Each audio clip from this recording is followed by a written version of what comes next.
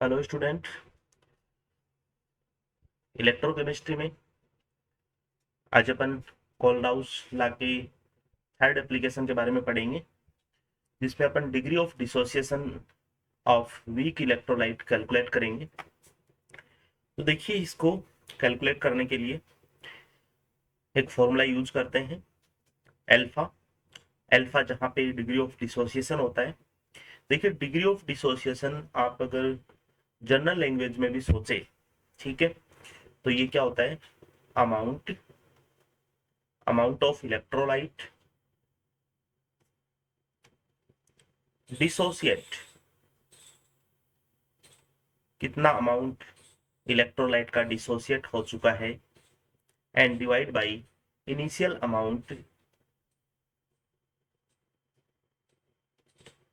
Amount of electrolyte. यही चीज अपन देखते हैं डिग्री ऑफ डिसोसिएशन में। देखिए, ये मान लीजिए कोई भी इलेक्ट्रोलाइट है, जैसे मान लीजिए वीक इलेक्ट्रोलाइट CH3COH का है। तो इसका जो अल्फा होता है, कितना अमाउंट यहाँ पे डिसोसिएट हो चुका है और इसका इनिशियली अमाउंट कितना था, उन दोनों का रेशियो को अपन क्या बोलते हैं? Degree of dissociation. और इसको मैं नंबर इक्वेशन फर्स्ट देता हूँ। देखिए, तो अमाउंट ऑफ इलेक्ट्रोलाइट डिसोसिएट ये क्या होता है अपना? इसको अपन जो फॉर्मूला अपन यूज करते हैं यहाँ पे, वो यूज करते हैं लेमडा एम, मोलर कंडक्टेंस किसी भी कंसेंट्रेशन पे, ठीक है, divide by initial molar concentrate. ठीक है, ये वो फॉर्मूला यूज कर सकते हैं अपन। या फिर अगर मान लीजिए अपने को इक्विवेलेंट कंडक्टेंस के रेफरेंस में पूछा जाए, तो इक्विवेलेंट मोलर कंडक्टेंस किसी भी कंसेंट्रेशन पे and equivalent molar conductance in finite dilution पे, ये कैसे आता है? देखिए, आपको अगर मैं बात बताऊं कि यहाँ पे इसको अपन बोलते हैं लेमडा एम, सी को अपन बोलते हैं molar conductance of electrolyte at any concentration of electrolyte. ठीक है, molar conductance at any concentration of electrolyte. और इसको मैं क्या बोल दूंगा? Equivalent concentration at any concentration of electrolyte. Okay है, क्योंकि ये बात ही किस पे डिपेंड करती है? इस बात पे डिपेंड करती है। आप सोच के देखिए जरा, ठीक है, सोच के देखिए कि अमाउंट ऑफ इलेक्ट्रोलाइट कितना डिसोसिएट हो रहा है। मतलब इस जो इलेक्ट्रोलाइट में अब जो इलेक्ट्रोलाइट बचा है, उसकी कंसेंट्रेशन क्या है, मोलर कंसेंट्रेशन क्या है, ठीक है। और इनिशियली अमाउंट का मतलब क्या होता है? इसका जो मतलब अपन बोल सकते हैं इसको मैक्सिमम नंबर ऑफ आयंस। ठीक है, मैक्सिमम नंबर ऑफ आयंस मतलब इसकी मोलर कंडक्टेंस क्या होगी यहाँ पे? डाइल्यूशन पे में जो मोलर कंडक्टेंस होगी वो अपन लिखेंगे। कुल मिला के आपको ये दो फॉर्मूले यूज करने हैं, कैलकुलेट करने हैं, ठीक है। अब देखिए जरा कि यहाँ पे मैं आपको एक चीज बता दूं कि जो ये जो है अपने lambda infinite M and lambda infinite equilibrium, ये कहाँ से अपने को आता है? तो अपन ये कैलकुलेट करते हैं कोलराउस लॉ से। Can be calculated Kohlrausch law. Kohlrausch law में अपन ये दोनों चीजें कैलकुलेट करते हैं, आपको सिखाया मैंने। और इन दोनों की बात करें अपन, इसकी बात करें या फिर इसकी बात करें, तो ये अपन कैलकुलेट करते हैं किसी भी कंसंट्रेशन पे molar conductance and equivalent conductance, ये अपन कैलकुलेट करते हैं कप्पा अपॉन सी से। ठीक है, जहाँ पे अगर मान लीजिए अपनी यूनिट के हिसाब से ये वैल्यू चेंज होती रहती है। ये मान लीजिए डेसीमीटर में है अपना, ठीक है। सेंटीमीटर की अगर अपन बात करें तो kappa upon 100, kappa into 100/c। और मीटर में अगर यूनिट्स है तो कप्पा अपॉन 100/c। ये वैल्यू अपन यहाँ से कैलकुलेट करेंगे। और ये जो इनफाइनाइट डाइल्यूशन की वैल्यू अपन कोलराउस लॉ से कैलकुलेट करेंगे और अपन डिग्री ऑफ डिसोसिएशन निकाल पाएंगे।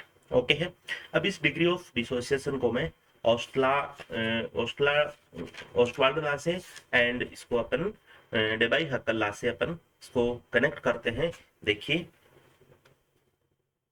सबसे पहले मैं ओस्टवाल्ड ला की बात करूं, फ्रॉम ओस्टवाल्ड डाइल्यूशन ला। देखिए ओस्टवाल्ड डाइल्यूशन ला अपने को क्या कहता है, ये जो कांस्टेंट है, मतलब एसिड का कांस्टेंट जिसकी अपन बात करते हैं के, और डिसोसिएशन कांस्टेंट है, और अगर केवी की बात करता हूं मैं तो बेस का डिसोसिएशन कांस्टेंट है, ये इक्वल होता है अल्फा स्क्वायर सी 1 - अल्फा, ये इसके इक्वल होता है। ठीक है, तो देखिए यहाँ पे दो कंडीशन अपन पढ़ चुके हैं। मान लीजिए केस फर्स्ट की बात करूं मैं, जो अल्फा की वैल्यू है वो लेस देन 1 है, बहुत कम है, तो नेग्लिजिबल है ये। तो यहाँ पे 1 - अल्फा को मैं अल्फा ही लिखता हूँ, सॉरी 1 लिखता हूँ।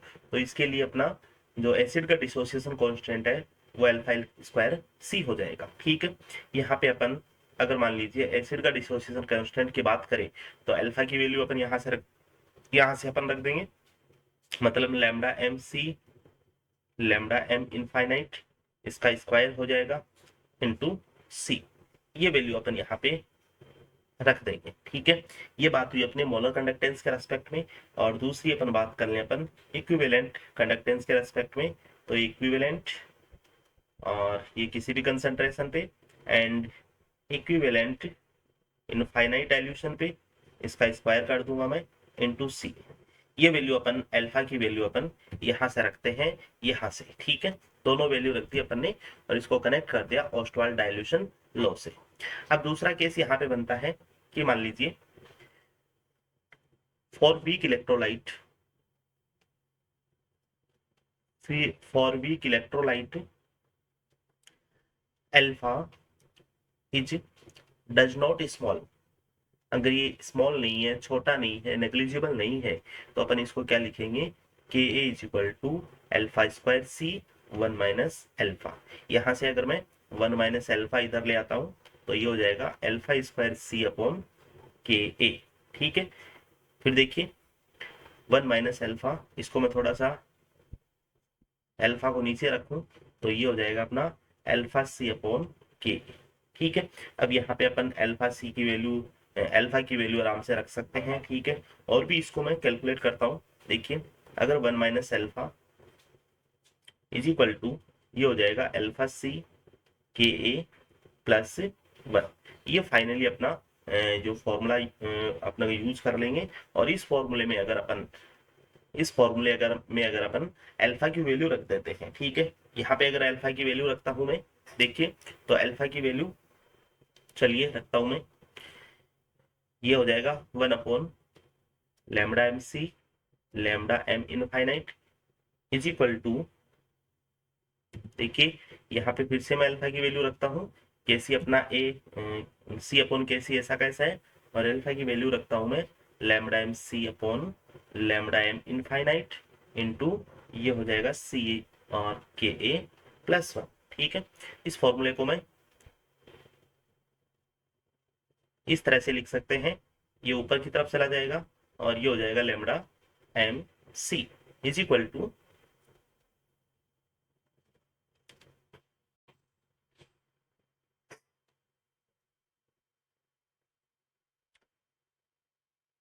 लैम्डा एम सी, ओके, किसी भी कंसेंट्रेशन पे, और लैम्डा एम इनफाइनाइट के ए प्लस 1, ये अपन फॉर्मूला यूज करते हैं।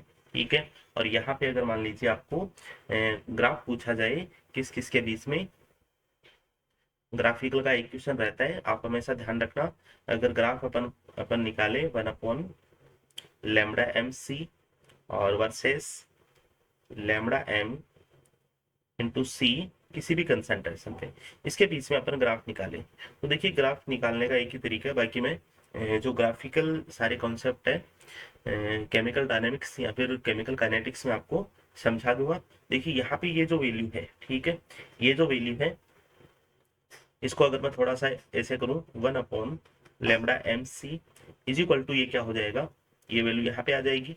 ठीक है, नीचे की तरफ वैल्यू आ जाएगी, तो इसको लिख देंगे लैम्डा एम सी किसी भी कंसेंट्रेशन पे, और ये हो जाएगा लैम्डा एम इनफाइनाइट, इसका स्क्वायर हो जाएगा के ए प्लस 1। ठीक है, तो ये अपने लिए वाई हो जाएगा। और अपन किसके बीच में प्लॉट खींचेंगे, इसके बीच में अपन प्लॉट खींचेंगे, तो ये हो जाएगा अक्स हो जाएगा। ठीक है, बाकी अपना जो भी बचता है यहाँ पे देखिए,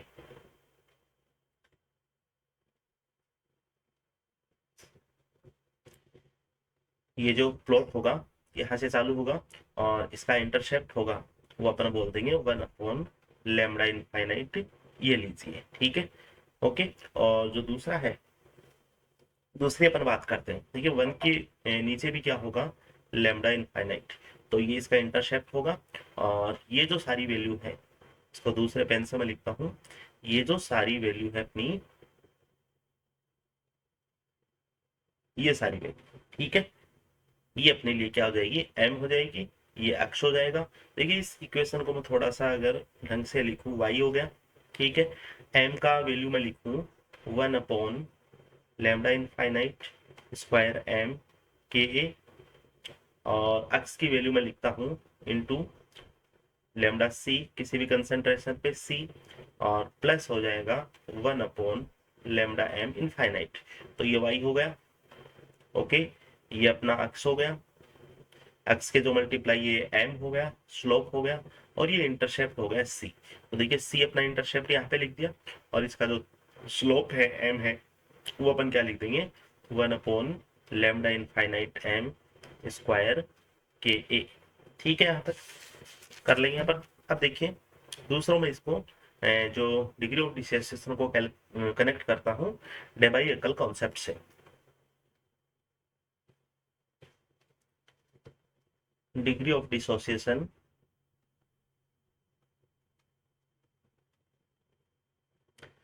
with Debye Huckel concept, Debye Huckel law बोल देंगे। ठीक है, डेबाई-हैक्कल कॉन्सेप्ट। देखिए तो डिग्री ऑफ डिसोसिएशन क्या होता है, alpha is equal to lambda M C lambda M infinite.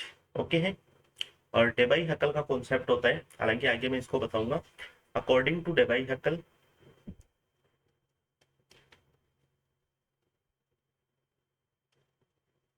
According to Debye Huckel ये क्या होता है अपना, lambda M C is equal to lambda M infinite minus B root C, ये इक्वेशन होती है। यहाँ पे अपन क्या कर लेंगे, देखिए equation first and equation second से अपन क्या करेंगे, यहाँ पे अल्फा की वैल्यू अल्फा, और यहाँ पे लैम्डा सी यहाँ पे अपन रख देंगे। ठीक है, तो lambda M infinite minus B root C, और डिवाइड बाई आ जाएगा अपना लैम्डा एम इनफाइनाइट। ठीक है, ये अपन वैल्यू यहाँ से निकाल पाएंगे। और मान लीजिए मैं लैम्डा एम इनफाइनाइट यहाँ पे अगर लिखूं, तो ये अपना हो जाएगा, ये अपना हो जाएगा लैम्डा एम इनफाइनाइट अल्फा, और ये वैल्यू हो जाएगी अपनी प्लस में हो जाएगी। ठीक है, बी रूट सी। देखिएगा इसको, इसको इस तरह से लिख सकते हैं। देखिए अगर आपको नहीं समझ में आ रहा है तो देखिए यहाँ पे मैं मल्टीप्लाई करता हूँ, ये वैल्यू हो जाएगी अपनी alpha lambda M infinite is equal to lambda M infinite minus B root C. अब ये लैम्डा एम इनफाइनाइट में इस साइड लिख लिया, तो ये जो वैल्यू है ये प्लस में चली जाएगी यहाँ पे। ठीक है, क्लियर है, ओके। और आपको प्लॉट पूछ दिया, मान लीजिए लैम्डा एम इनफाइनाइट और वर्सेस रूट सी के बीच में प्लॉट अपने को पूछा है, तो अपन क्या करेंगे, देखिए ये वाई हो गया, ओके, ये अपना एक्स हो गया। ठीक है, ये अपना एक्स हो जाएगा रूट सी के बीच में, ओके, तो ये अपना एम हो जाएगा जो इसके मल्टीप्लाई होता है, और ये वैल्यू सी हो जाएगी। ठीक है, कॉन्सेप्ट जो इंटरसेप्ट हो जाएगा सी वैल्यू, ये है लेमडा एम इनफाइनाइट अल्फा, और इसका स्लोप एम क्या हो जाएगा, ये बी हो जाएगा। देखिए कई बार आपको ये स्लोप पूछ लिया जाता है, और काफी बार आपको इसकी यूनिट भी पूछ ली जाती है। ठीक है, जो बी की यूनिट है ये क्या होती है, तो देखिए बी की यूनिट इंपॉर्टेंट एक कॉन्सेप्ट बनता है यहाँ पे, यूनिट ऑफ बी। ठीक है, यूनिट ऑफ बी अपन निकालेंगे। देखिए यूनिट ऑफ बी को अपन कैसे निकालेंगे, हाँ जी, अपना जो डबल हेक्टल कॉन्सेप्ट है वो अपने को कहता है, ये रिलेशन है बी रूट सी। ओके है, यहां से मैं बी रूट सी को अलग करता हूं तो ये अपना हो जाता है लैम्डा एम इनफाइनाइट और माइनस लैम्डा एम सी किसी भी कॉन्सेंट्रेशन पे। बी की वैल्यू यहां से अपन निकालें तो lambda M infinite minus lambda M C upon root C. अब देखिएगा इनकी क्या क्या यूनिट है। देखिए ये मोलर कंडक्टेंस, ये भी मोलर कंडक्टेंस है, ये मोलर कंडक्टेंस है अपनी इनफाइनाइट डाइल्यूशन पे, और ये मोलर कंडक्टेंस है किसी भी कॉन्सेंट्रेशन पे। देखिए जो मोलर कंडक्टेंस है, मोलर कंडक्टेंस में अपन मोलर कंडक्टेंस को अपन घटाते हैं तो यूनिट्स ऐसे आप क्रॉस मत करना, क्योंकि यूनिट्स भी उतनी ही रहती है। ठीक है, मान लीजिए 10 मोलर कंडक्टेंस है और इसमें से 5 मोलर कंडक्टेंस अपन निकाल देते हैं। इनफाइनाइट 10 है एंड किसी भी कंसंट्रेशन पे 5 है, तो अपने को 5 मोलर कंडक्टेंस तो मिलेगी। ठीक है, उसकी यूनिट्स तो रहेगी, इसको आप क्रॉस मत कर देना, समझना इस चीज को। तो ऊपर मोलर कंडक्टेंस की जो यूनिट्स है वो क्या होती है, siemens centimetre square mall inverse होगा। और नीचे देखिए ये अपना कॉन्सेंट्रेशन है। ठीक है, तो कॉन्सेंट्रेशन होता है अपना मोल पर लीटर, और रूट है दैट मीन्स अपन इसको बोल देंगे हाफ। ओके है, चलिए इसको सॉल्व करते हैं। Siemens centimetre square mole inverse, और ये जो लीटर है, ठीक है, ये लीटर ऊपर की तरफ आ जाएगा, ये लीजिए लीटर हाफ हो गया, और नीचे अपना बच जाएगा मोल हाफ। ठीक है, अब इसको सॉल्व करता हूं मैं। सीमेन सेंटीमीटर स्क्वायर और मोल इनवर्स, और ऊपर की तरफ मोल चला जाएगा तो मोल माइनस हाफ। ओके, और लीटर लीटर हाफ। ठीक है, लीटर हाफ हो जाएगा अपना। ठीक है, अब देखिए इसको मैं लिखूंगा सीमेन सेंटीमीटर स्क्वायर मोल इनवर्स और मोल हाफ, ये मिलके क्या हो जाएंगे मोल 3/2। और लीटर को मैं, लीटर भी आ सकता है अपना या फिर सेंटीमीटर के फॉर्म में भी आ सकता है, तो लीटर को मैं क्या लिख सकता हूँ, सेंटीमीटर क्यूब लिख सकते हैं। ठीक है, ये हाफ हो जाएगा, तो ये लीजिए सीमेन सेंटीमीटर स्क्वायर, और यहाँ पे सीमेन कितना हो जाएगा, ये अपना हो जाएगा 3/2 हो जाएगा। ठीक है, तो सीमेन सेंटीमीटर स्क्वायर इंटू सेंटीमीटर 3/2 और मोल -3/2। और देखिए यहाँ पे दोनों सेम है तो ये ऐड हो जाएंगे 2 + 3/2, और इसको मैं लिख दूंगा सीमेन सेंटीमीटर 7/2 मोल -3/2।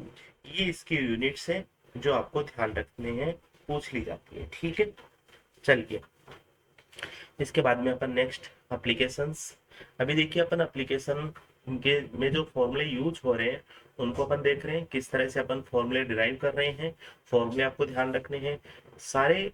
जो अपने एप्लीकेशंस हो जाएंगे उसके बाद में अपन मिक्सिंग क्वेश्चंस इसके देखेंगे। ठीक है, तो नेक्स्ट कोलराउस का जो लॉ है वो है अपना जो स्प्रिंगली सॉल्युबिलिटी है। ठीक है, स्प्रिंगली जो सॉल्ट होते हैं, सॉल्युबल साल्ट होते हैं, उनकी सॉल्युबिलिटी अपन कैलकुलेट करेंगे। ठीक है, तो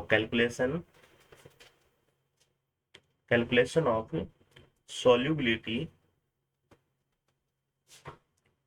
of springly soluble salt, springly soluble salt। देखिए तो इसको समझते हैं अपन। ये अपना सॉल्वेंट है, वाटर का इलेक्ट्रोलाइट है, इसमें अपन सॉल्ट है वो ऐड करते हैं। ठीक है, तो सॉल्ट क्या है, सॉल्युबल भी हो सकता है। ओके, सॉल्ट इनसॉल्युबल भी हो सकता है, और सॉल्ट अपना स्प्रिंगली सॉल्युबल भी हो सकता है, स्पेरिंगली सॉल्युबल।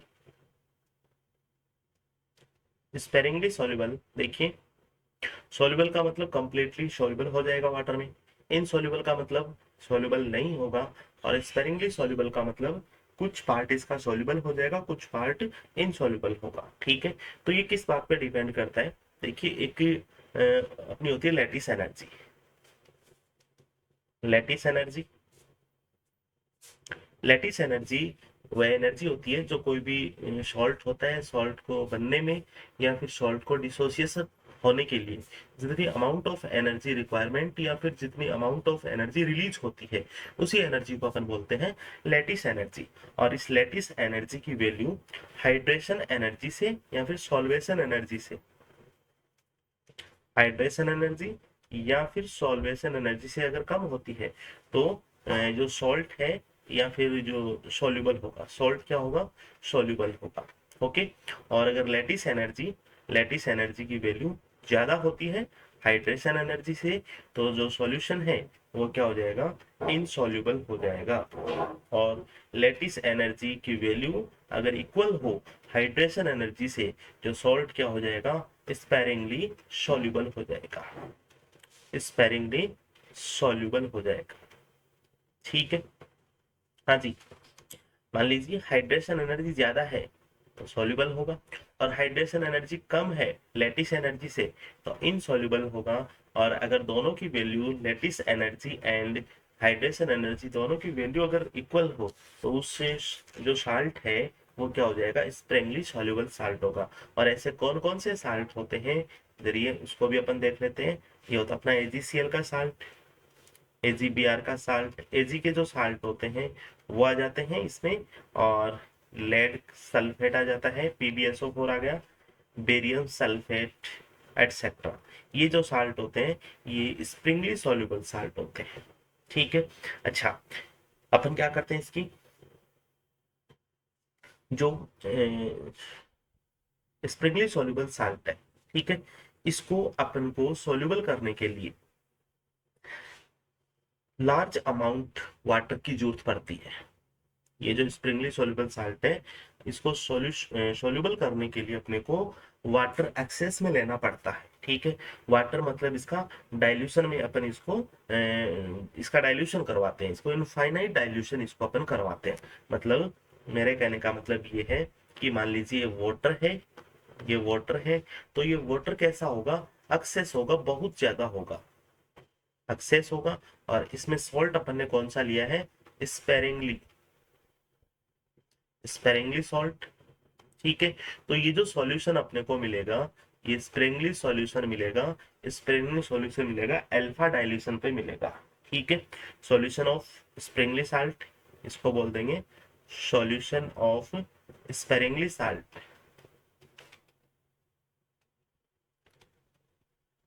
ठीक है। और अल्फा डाइल्यूशन पे ये अपने को मिलेगा। अल्फा डाइल्यूशन का मीनिंग समझ गए होंगे कि वाटर यहाँ पे एक्सेस में लेना होता है, अपने को वाटर एक्सेस में लेना होता है। अब देखिए कि अपन एक चीज जानते हैं कि जो लेमड़ा MC होता है, ठीक है, मोलर कंडक्टेंस होती है, ये किसके, कप्पा इंटू 1000/C इसके इक्वल होती है। और यहाँ पे अपन जो C अपन यूज करते हैं वो मोलरिटी में यूज करते हैं, मतलब lambda MC is equal to kappa into 1000/M, ठीक है।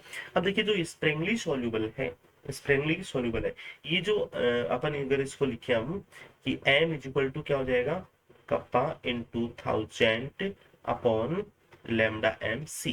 यहाँ पे M क्या है, ये कंसेंट्रेशन है, मतलब मोलरिटी है of sparingly soluble, Sprüngli soluble salt की, ठीक है। ये molarity, molarity of sparingly soluble salt, ठीक है, molarity of sparingly soluble salt, इसकी कॉन्सेंट्रेशन है, ठीक है। तो यहाँ पे अपन सॉल्युबिलिटी की जब बात करते हैं, देखिए सॉल्युबिलिटी भी वही होगी ना जो इसकी मोलिकुलरिटी मोलिकुलरिटी होती है, ठीक है, मतलब नंबर ऑफ आयंस या फिर नंबर ऑफ मोल्स यहाँ पे अपन देख लेंगे। तो जितनी मोलरिटी होती है वही इसकी कॉन्सेंट्रेशन होती है, और कॉन्सेंट्रेशन क्या हो जाती है, इसकी सॉल्युबिलिटी हो जाती है, ठीक है। तो solubility is equal to kappa into 1000 lambda MC, ये वाला फॉर्मूला अपन यूज करेंगे, ठीक है। और ये क्या हो जाएगी, अपनी मोल पर लीटर में सॉल्युबिलिटी हो जाएगी, ठीक है। ये फॉर्मूला अपने को यूज करना है, ठीक है, जब भी अपन solubility of sparingly soluble salt की अपन निकालते हैं, क्योंकि देखिए यहाँ पे जो स्प्रेनली सॉल्युबल सॉल्ट है उसकी कॉन्सेंट्रेशन है, अपन ने वाटर ऐड किया है तो यहाँ पे भी उसकी कॉन्सेंट्रेशन तो वही होगी, मतलब यही तो इसकी सॉल्युबिलिटी होगी, ठीक है, यही इसकी जो कंसंट्रेशन है वही इसकी क्या हो जाएगी, सॉल्युबिलिटी हो जाएगी, और मोल पर लीटर में ये हो जाएगी। अगर मान लीजिए आपको ये जो सॉल्युबिलिटी है ये ग्राम पर लीटर में चाहिए, ये जो सॉल्युबिलिटी है ग्राम पर लीटर में चाहिए, तो मोल पर लीटर को अपन चेंज कर लेंगे, mole is equal to mass in gram upon molar mass होता है, ठीक है। तो यही फॉर्मूला अपन इस तरह से भी लिख सकते हैं, kappa into 1000 upon lambda M C into ये हो जाएगा molecular weight of sparingly soluble salt, sparingly soluble salt उसका मॉलिक्यूलर वेट हो जाएगा, और ये हो जाएगा अपना ग्राम पर लीटर में। आप चेक कर लेना कि आपको किस में पूछा गया है, ग्राम पर लीटर में निकालने के लिए ये फॉर्मूला यूज करेंगे, मोल पर लीटर निकालने के लिए ये वाला फॉर्मूला यूज करेंगे, ठीक है। तो नंबर 4 अपन ने जो एप्लीकेशंस पढ़ लिए हैं। नंबर नेक्स्ट 5 नंबर का एप्लीकेशन है, और वेरी वेरी इंपॉर्टेंट एप्लीकेशन है। जो फर्स्ट नंबर का एप्लीकेशन मैंने आपको बताया एंड जो 5 नंबर का एप्लीकेशन आप पढ़ रहे हैं, मोस्टली यहाँ से क्वेश्चन अपने को पूछे जाते हैं। और क्या ये सॉल्युबिलिटी प्रोडक्ट निकालना, calculation of solubility product, calculation of solubility product. देखिए तो सॉल्युबिलिटी प्रोडक्ट अपन कैसे निकालेंगे, इसके लिए किसी भी सॉल्ट के लिए मान लीजिए फॉर ए सॉल्ट, मान लीजिए सॉल्ट अपना क्या है AX dy, ये सॉल्ट है, ठीक है, ये सॉल्ट है। तो इसके लिए जो सॉल्युबिलिटी प्रोडक्ट है इसको अपन बोलेंगे KSP। सॉल्युबिलिटी प्रोडक्ट अपन कैसे निकालेंगे, x की पावर x, y की पावर y और इंटू s की पावर s प्लस y, ये फॉर्मूला अपने को यूज करना है। और इसके बाद में इसकी जो सॉल्युबिलिटी अपन इसकी क्या निकालेंगे, सॉल्युबिलिटी प्रोडक्ट कैलकुलेट कर लेंगे, ठीक है। एस क्या है यहाँ पे, ये जो एस है ये क्या है यहाँ पे, सॉल्युबिलिटी, सॉल्युबिलिटी, ठीक है। और सॉल्युबिलिटी किस में है, ये मोल पर लीटर में, मोल पर लीटर में इसकी सॉल्युबिलिटी है। एग्जांपल लेते हैं, मान लीजिए अपने पास एग्जांपल है AB, ये सॉल्ट है, इसके लिए अक्स की वैल्यू कितनी है, अक्स की वैल्यू 1 है, ए के नीचे 1 है कुछ भी नहीं है तो, और y की वैल्यू भी कितनी है 1 है। तो इसके लिए सोल्यूबिलिटी प्रोडक्ट कितना हो जाएगा, 1 का स्क्वायर इंटू 1 का स्क्वायर इंटू एस 1 प्लस 1, इसको अपन लिख देंगे एस स्क्वायर, ये इसकी सोल्यूबिलिटी प्रोडक्ट होगा। और यहाँ से अपन सोल्यूबिलिटी देख लेंगे, ठीक है, जो भी अपने को गिवन रहेगी वो अपन यहाँ पे लिख देंगे, इसका स्क्वायर कर देंगे। नंबर 2 एग्जाम्पल, मान लीजिए सॉल्ट है अपना AB2 सॉल्ट के लिए x की वैल्यू 1 है और y की वैल्यू कितनी है 2 है। तो सॉल्युबिलिटी प्रोडक्ट अपन निकाल देंगे KSP इज इक्वल टू 1 की स्क्वायर 1 हो जाएगा, ठीक है, 2 का स्क्वायर 4 हो जाएगा, और फिर S 2 प्लस 1 क्या हो जाएगा, 2 प्लस 1 3, ये इसका सॉल्युबिलिटी प्रोडक्ट रहेगा, ठीक है। नेक्स्ट एग्जाम्पल, मान लीजिए सॉल्ट है अपना AB3, तो x की वैल्यू 1 है और y की वैल्यू कितनी है 3 है, तो KSP हो जाएगा x स्क्वायर मतलब 1 स्क्वायर 1 हो गया इंटू वाई स्क्वायर, ठीक है, y की पावर y है, ठीक है, y की पावर y है, ठीक है, यहाँ पे 1 की पावर 1 लिखवा, इसको ऐसे लिखो बेटर रहेगा। तो 1 की पावर 1 हो गया इंटू वाई की पावर y 3 की पावर 3 हो जाएगा इंटू एस 1 प्लस 3, तो ये हो जाएगा, इसको बोल देंगे 27S4, ये इसका सॉल्युबिलिटी प्रोडक्ट हो जाएगा, ठीक है। चलिए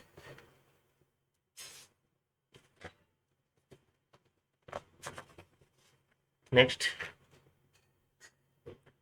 और भी अपन ले सकते हैं, जैसे A2B3 ले लिया अपन ने एग्जाम्पल, x की वैल्यू कितनी है 2, y की वैल्यू 3, तो KSP कितना हो जाएगा 2 की पावर 2, ठीक है, 2 की पावर 2 हो गया, इंटू वाई की पावर वाई मतलब 3 की पावर 3 इंटू एस 2+3। तो इसको सॉल्व कर लेंगे 4 इंटू 27 इंटू एस की पावर 5। तो इसको अपन सॉल्व करेंगे 0 1 0 8, ठीक है, 1 0 8 एस की पावर 5। ओके है। तो इस तरह से अपन सोल्युबिलिटी प्रोडक्ट कैलकुलेट कर लेंगे। क्लियर है। Next upon application ionic product of water कैसे कैलकुलेट करते हैं। नेक्स्ट इसका एप्लीकेशन है calculation of ionic product, calculation of ionic product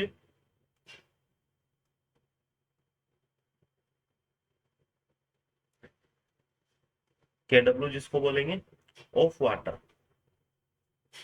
तो देखिए इसमें जो जो मतलब फॉर्मूले यूज होंगे उनको मैं आपके सामने लिखता हूँ। देखिए वाटर है, इसका अपन डिसोसिएशन करते हैं तो H+ एंड OH नेगेटिव होता है। लॉ ऑफ केमिकल इक्विलिब्रियम के होगा, कांस्टेंट होगा वाटर का कांस्टेंट, आयनिक कांस्टेंट। तो ये क्या हो जाएगा, अपन जानते हैं H+ एंड OH नेगेटिव की कॉन्सेंट्रेशन डिवाइड बाई H2O की कॉन्सेंट्रेशन। अगर मैं लिखूं KH2O is equal to H+ की कॉन्सेंट्रेशन और OH- की कॉन्सेंट्रेशन, ठीक है। और इसी को मैं क्या बोल दूंगा, इसी को बोल दूंगा KW, ठीक है। ये अपना KW हो जाएगा, ठीक है। ये इक्वेशन अगर मैं इस इक्वेशन को इस तरह से लिखूं कि KW is equal to H+ और OH नेगेटिव, ठीक है, इज इक्वल टू KH2। अपन जानते हैं कि वाटर की कॉन्सेंट्रेशन क्या होती है। वाटर की कॉन्सेंट्रेशन अपने को पता है कितनी है, 55.5, ठीक है, मोल पर लीटर। इसके कॉन्सेंट्रेशन का मीनिंग्स क्या हो जाएगा, जो भी अपनी मोल पर लीटर की अपना बात करते हैं, या फिर इसको अपन लीटर में लिखें 1000 अपॉन मोलर मास होता है इसका 18, ठीक है, ये इसके मोल्स होते हैं। ओके, तो 55.5 इसकी मोल पर लीटर में कॉन्सेंट्रेशन होती है, ठीक है, आप याद कर लेना। ओके है। तो आयनिक प्रोडक्ट ऑफ वाटर ये हो जाएगा और इक्वल किसके हो जाएगा, के इंटू 555.5 या फिर H+ एंड OH नेगेटिव। अपन एक चीज जानते हैं कि जो 25 डिग्री सेंटीग्रेड होता है, 25 डिग्री सेंटीग्रेड पे क्या होता है अपना H+ या फिर अगर मैं बोलूं KW is equal to H+ and OH की कंसेंट्रेशन ये होती है 10 की पावर -14 होती है, ठीक है। तो KH2O कितना हो जाएगा, KH2O भी कितना हो जाएगा 10 की पावर -14। और यहाँ से अपन डिसोसिएशन कांस्टेंट की बात करते हैं, ठीक है, तो वो क्या हो जाएगा 10 की पावर -14 अपॉन H2O। और H2O की कॉन्सेंट्रेशन कितनी होती है ये भी अपन जानते हैं, 10 की पावर -14 1000 अपॉन 18, ठीक है। 18 को अपन ऊपर लिख सकते हैं, तो इसको अगर मैं सॉल्व करता हूँ तो 18 इंटू 10 की पावर ऊपर 10 की पावर ये 3 है, ये ऊपर चले जाएंगे तो -7। ये अपना आ जाता है डिसोसिएशन कांस्टेंट ऑफ वाटर, ठीक है। तो डिसोसिएशन कांस्टेंट तक अपन पहुंच चुके हैं। अब देखिए ये अपना डिसोसिएशन कांस्टेंट आया है, अगर मैं इसको लिंक करूँ इलेक्ट्रोकेमिस्ट्री से तो ऑस्टवाल्ड ला अपन यूज कर लेंगे, ठीक है, उसमें डिसोसिएशन कांस्टेंट की वैल्यू रख देंगे एंड दूसरा जो अपना है डेबाई का कल है उसमें अपन रख देंगे, ठीक है। तो चलिए ऑस्टवाल्ड डाइल्यूशन ला अपने को क्या कहता है, K is equal to α²C। Alpha is equal to क्या हो जाएगा K/C का रूट हो जाएगा।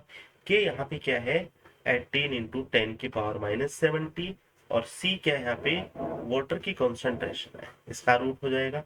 इसको जब मैं सॉल्व करूंगा कैलकुलेट करूंगा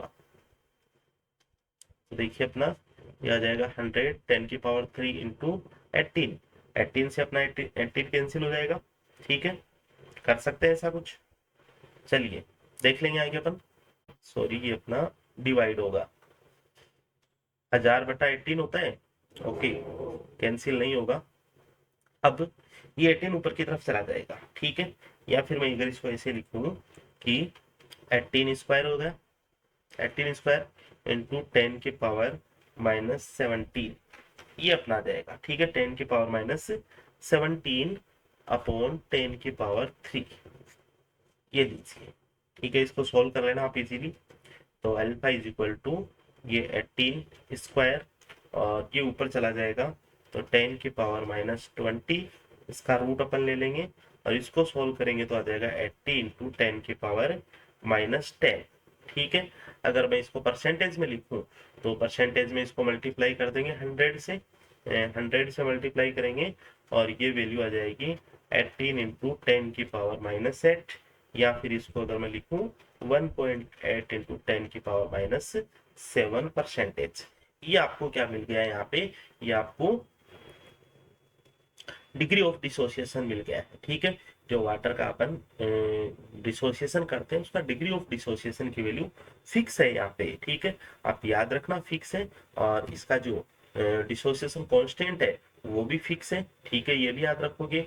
और जो कॉन्सेंट्रेशन है वाटर की वो भी फिक्स है, 55.5 होती है, ये भी आपको ध्यान रखनी है। या फिर इसको अपन क्या बोलते हैं, 1000/18 बोलते हैं, ये भी आपको ध्यान रखनी है। और 25 डिग्री सेंटीग्रेड पे ये जो अपना KW होता है, ठीक है, आयनिक प्रोडक्ट होता है, ये भी फिक्स है, 10⁻⁻14 होता है। तो कई बार देखिए छोटी एग्जामों में तो ये चीज पूछ ली जाती है, फिक्स क्या क्या होता है, ठीक है। चलिए हाँ जी, आगे अपन इसको बढ़ाते हैं।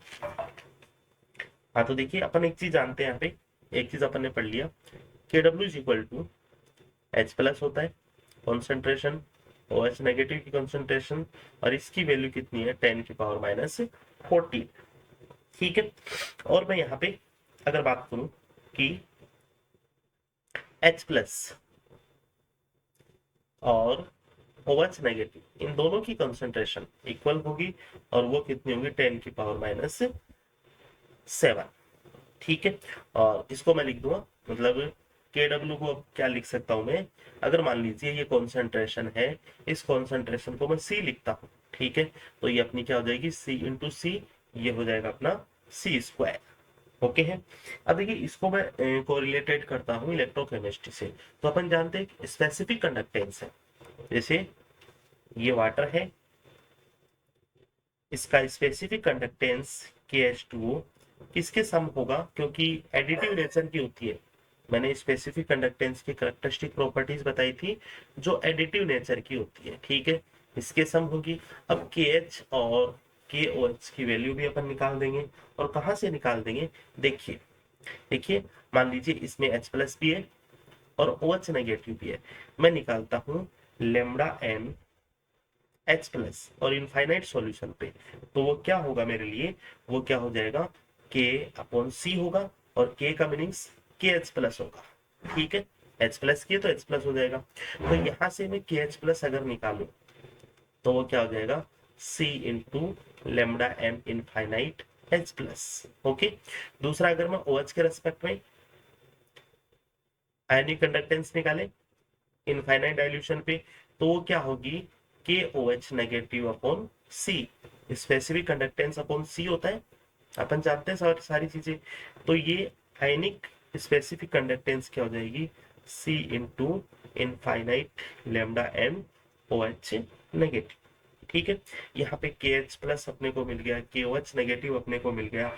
ये दोनों वैल्यू अगर मैं यहाँ पे रखूं, इस वाले इक्वेशन में रखूं, ठीक है, ठीक है, इस वाले इक्वेशन में अगर मैं रखता हूँ तो अपने को क्या मिलता है, यहाँ पे आपको मिल जाता है KH2O इज इक्वल टू, ये हो जाएगा C into λm H+ infinite और plus C into λm infinite OH negative, ये अपने को मिलेगा, ठीक है। और C अगर मैं कॉमन ले लेता हूँ, C अगर कॉमन ले लेता हूँ यहाँ पे, तो λm infinite H+ plus λm infinite OH negative, और C मैंने कॉमन ले लिया, और ये अपना हो जाएगा dissociation constant of sorry specific conductance of water, okay है।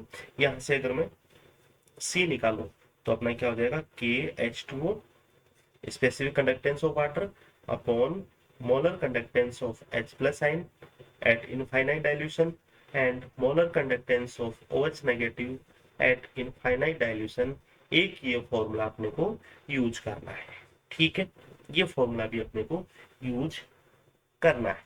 देखिए तो यहाँ पे ये जो C है, अगर मैं KW के रेस्पेक्ट में देखूं तो C स्क्वायर होगा, कर सकते हैं। तो देखिए KW यहाँ पे क्या हो जाएगा, C स्क्वायर, इस वैल्यू को अपन रख देंगे तो ये हो जाएगा KH2O, okay, divide by lambda MH plus infinite, और दूसरा क्या हो जाएगा plus lambda M infinite OH negative, इसका स्क्वायर कर दो, या फिर देखिए ये kappa H2 upon lambda infinite H2O, ठीक है, इन दोनों का स्क्वायर कर दें तो देखिए ये वाला फॉर्मूला अपने को काम में लेना है। देखिए यहाँ पे KW अपने को मिल गया और इसके साथ specific conductance and molar conductance of H2O, ये अगर अपने को वैल्यू रखेंगे, जो भी फॉर्मूले मैंने आपको राउंड किए वो फॉर्मूले अपने को ध्यान रखने हैं, ठीक है, ये फॉर्मूले अपने को काम में आने वाले हैं, ओके है, कर लेंगे इसे अपन, ठीक है, कहीं कोई दिक्कत नहीं है। अब मैं कुछ 4-5 क्वेश्चंस की प्रैक्टिस अपन देखेंगे इन सारे लो पे, उसके बाद में अपन एक इम्पोर्टेंट इसमें इलेक्ट्रोकेमिस्ट्री में इसमें अपन आयनिक स्ट्रेंथ कैलकुलेशन करना सीखेंगे, जहां से भी अपने को क्वेश्चन आता है मिक्सिंग आयनिक स्ट्रेंथ अपन कैसे कैलकुलेट करते हैं, ठीक है, और उसके बाद में मोबिलिटी, आयंस की अपन मोबिलिटी देखेंगे, ठीक। देन इसके बाद में अपन जो अपना जो पार्ट है नेक्स्ट इलेक्ट्रोकेमिस्ट्री का, आयनिक मोबिलिटी, ठीक है, आयनिक मोबिलिटी, उसका टेम्परेचर इफेक्ट, ठीक है, देन उसके आयनिक कंडक्टेंस अपन देखेंगे और उसके न्यूमेरिकल्स अपन करेंगे। तो आज स्टूडेंट केवल इतना ही रखेंगे, सारे फॉर्मूले एक बार याद करो इनको, ठीक है, अच्छे से इनकी प्रैक्टिस करो किस तरह से अपन ने इसको कोरिलेटेड किया है इलेक्ट्रोकेमिस्ट्री, डिग्री ऑफ डिसोसिएशन को, वाटर प्रोडक्ट को, ओके, एंड इसके बाद में अपन देखते हैं कि जो सोल्युबिलिटी प्रोडक्ट अपन कैसे निकालते हैं उसको अपन ने देखा, ठीक है। चलिए तो आज यहीं तक अपन क्लास रखेंगे। Thank you so much, have a good day.